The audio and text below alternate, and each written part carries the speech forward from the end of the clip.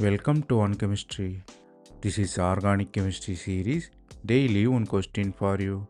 Here you have cyclic ketone. Third position you have bromide. You are reacting with sodium hydroxide and heating it up. You should find what will be the final product. The reaction is all about chemoselectivity, which functional group reacts.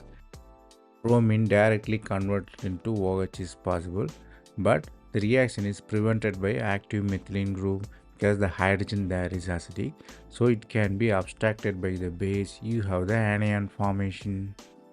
Then the anion has to be quenched. It will be quenched by the alkene formation. Here the driving force for the reaction is conjugation because carbonyl and alkene is in conjugation. Here what you learn is chemoselectivity. When there is a charged species, it will be more reactive than neutral one. Here acidic hydrogen create the charged atmosphere, so the mechanism is conjugated base mechanism.